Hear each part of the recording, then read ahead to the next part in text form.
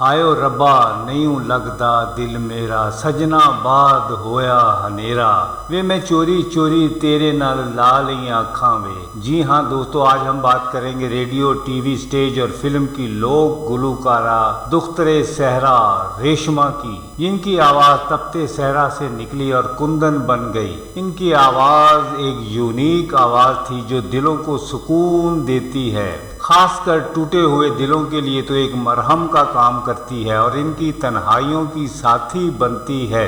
وہ درد سے بھرپور اور سکون دینے والی آواز کی مالک تھیں۔ ان کو پوری دنیا میں سنا جاتا ہے۔ وہ دلوں پر راج کرتی تھیں اور آج بھی راج کر رہی ہیں۔ ان کو بلبل صحرا کا خطاب بھی دیا گیا ہے۔ ریشما کا اصل نام بھی ریشما ہی تھا۔ یہ نام ان کی والدہ نے رکھا تھا۔ وہ سن 1947 میں صوبہ راجستھان کی تحصیل رتن گڑھ کے نزدیک بیکانیر کے گاؤں لوہا میں پیدا ہوئیں۔ ان کا تعلق ایک خانہ بدوش قبیلے سے تھا جن کو بنجارے بھی کہا جاتا ہے۔ اگر ہم عزت اور احترام کو مد نظر رکھتے ہوئے ان کو بنجارے کہیں تو بہتر ہوگا۔ ان کی مادری زبان راجستھانی تھی۔ ان کے والد حاجی محمد مشتاق اور دوسرے خاندان والے گائے، بھینسیں، گھوڑے اور اونٹوں کا کاروبار کرتے تھے اور ایک جگہ سے دوسری جگہ منتقل ہوتے رہتے تھے۔ بنجاروں کا کوئی ایک ٹھکانہ نہیں ہوتا، جہاں کام ملا وہیں پڑاؤ ڈال دیا۔ ان کا قبیلہ سن 1947 میں انڈیا سے ہجرت کر کے پاکستان کے صوبہ سندھ کے شہر کراچی میں تھوڑے عرصے کے لیے رہائش پذیر ہو گیا تھا۔ وہ اس وقت 1 مہینے کی تھیں۔ بنجارے ہونے کی وجہ سے انہوں نے کوئی تعلیم حاصل نہیں کی، یعنی وہ ان پڑھ تھیں۔ ویسے بھی بنجارے غریب ہونے اور کوئی ایک ٹھکانہ نہ ہونے کی وجہ سے تعلیم کی طرف توجہ نہیں دیتے، اس لیے وہ تعلیم سے محروم رہیں۔ کیونکہ ان کے بڑے بوڑھے سبھی گانے کی طرف مائل تھے، اس لیے ان کا بچپن بھی والدین کے ساتھ مختلف مزارات، میلوں اور تھیٹرز پر صوفی کلام اور لوک گیت گاتے گزرا۔ کیونکہ وہ اپنے قبیلے سے باہر شادی نہیں کرتے، اس لیے ان کی شادی سن 1962 میں اپنے ماموں زاد خان محمد سے ہوئی اور اس شادی سے ان کے 4 بچے پیدا ہوئے، 2 لڑکے اور 2 لڑکیاں، سانول، لطیف، شازیہ اور ختیجہ۔ ان کی بہو، بیٹیاں اور ان کے بچے سب میوزک سے ریلیٹڈ ہیں، یعنی وہ بھی گاتے ہیں۔ خاص کر ان کا بڑا بیٹا سانول اور بیٹی شازیہ ان کے ساتھ اندرون اور بیرون ملک گاتے رہے ہیں۔ موجودہ دور میں ان کی ایک بہن کنیز ریشما اور بیٹی شازیہ ریشما ان کی وراثت کو آگے چلا رہی ہیں۔ بڑے بیٹے سانول کا 2 مارچ سن 1921 میں ہارٹ اٹیک سے انتقال ہو چکا ہے۔ ریشما زیادہ تر مکی کی روٹی، سرسوں کا ساگ اور مسی روٹی شوق سے کھایا کرتی تھیں۔ وہ ویجیٹیرین تھیں۔ انہوں نے ایک امام بارگاہ اور ایک مسجد بھی تعمیر کرائی تھی۔ یہ مسجد علی پارک، امامیہ کالونی، لاہور میں ہے۔ انہیں گانے کا بے حد شوق تھا۔ انہوں نے تقریباً 12 سال کی عمر سے باقاعدہ گانا شروع کیا تھا۔ ان کی مادری زبان راجستھانی تھی، مگر جب ان کے خاندان والے پنجاب کی سرزمین پر آئے اس وقت وہ بہت چھوٹی تھیں، تو پھر وہ یہیں کے ہو کر رہ گئے اور یہیں پر انہوں نے پنجابی زبان بھی سیکھی اور یہیں پر جوانی کی بہاریں بھی دیکھی۔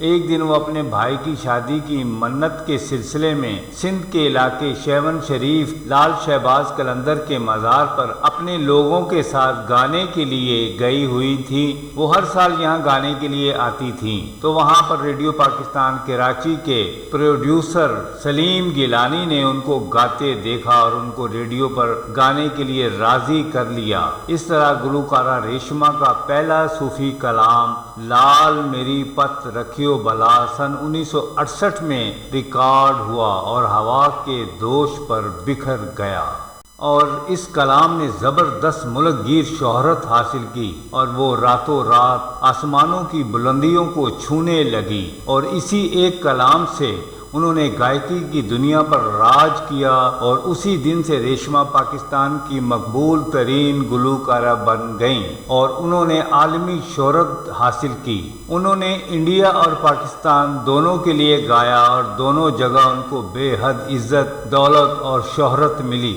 ان کی طبیعت میں عاجزی، انکساری اور محبت کوٹ کوٹ کر بھری ہوئی تھی۔ بڑے ہی دھیمے مزاج کی سیدھی سادی اور صاف گوش شخصیت تھی۔ تکبر اور بناوٹ سے ان کا کوئی لینا دینا نہ تھا۔ خاص کر ان کے چہرے پر ہر وقت مسکراہٹ رہتی تھی اور گانے کے دوران لطیفے وغیرہ بھی سنا کر لوگوں کو مسکراہٹیں بانٹتی تھیں۔ انہوں نے تقریباً اپنے فن گائکی کے بل بوتے پر ساری دنیا کی سیر کی اور پاکستان کا نام روشن کیا اور پاکستان کی پہچان کروائی۔ ساری دنیا میں ان کا گانا سنا اور پسند کیا جاتا ہے۔ ویسے تو ان کو کئی بار نیشنل ایوارڈ اور دوسرے بے شمار ایوارڈ سے نوازا گیا ہے، لیکن سن 1982 میں ان کو حکومت پاکستان کی طرف سے پرائڈ آف پرفارمنس ایوارڈ سے بھی نوازا گیا ہے۔ 14 اگست سن 2007 میں حکومت پاکستان کی طرف سے اسٹار آف ایکسیلنس یعنی ستارہ امتیاز سے بھی نوازا گیا ہے۔ یہ دونوں ایوارڈ پاکستان کے بہت بڑے ایوارڈ ہیں جو گنے چنے فنکاروں کو ہی نصیب ہوتے ہیں۔ گلوکارہ ریشما کو سن 1980 میں گلے کا کینسر ہو گیا تھا اور وہ بڑے علاج وغیرہ کرواتی رہیں، ساتھ ساتھ گاتی بھی رہیں۔ وہ بڑی تکلیف میں ہوتی تھی مگر مسکراہٹ چہرے سے نہیں گئی۔ اپنے آخری ایام میں وہ کچھ زیادہ ہی تکلیف میں نظر آتی تھیں۔ ان کی آواز نے ان کے گلے کا ساتھ چھوڑ دیا تھا۔ انہیں بولنے میں بھی مشکل پیش آتی تھی اور لفظ ان کی زبان کا ساتھ نہیں دیتے تھے۔ پھر ان کو 6 اپریل سن 2013 میں ڈاکٹر ہاسپٹل میں لاہور گلبرگ میں داخل کروا دیا گیا۔ علاج ہوتا رہا لیکن اکتوبر سن 2013 میں 1 مہینے کے لیے کومے میں چلی گئیں اور آخرکار 3 نومبر سن 2013 میں اس فانی دنیا سے کوچ کر گئیں۔ ان کو لاہور ہی میں شادرہ کے قریب امامیہ کالونی میں سپرد خاک کیا گیا ہے۔ اس وقت ان کی عمر 66 برس تھی۔ جب وہ بیمار تھیں تو اس وقت کے صدر جنرل پرویز مشرف نے ان کے علاج کا خرچہ اٹھایا تھا اور ان کی مدد بھی کی تھی۔ انہوں نے تقریباً حکومت وقت کے سبھی حکمرانوں سے ملاقاتیں کی ہیں، جن میں صدر ایوب، بے نظیر بھٹو، آصف زرداری۔ انڈیا سے انہوں نے فرمائش کر کے اندرا گاندھی سے ملاقات کی اور انڈیا کی فلم انڈسٹری تو ان کی دیوانی تھی۔ پاکستان اور انڈیا ہر جگہ ان کی پذیرائی ہوئی۔ انہوں نے سن 1968 سے سن 2005 تک یعنی 37 سال اپنا موسیقی کا سفر جاری رکھا۔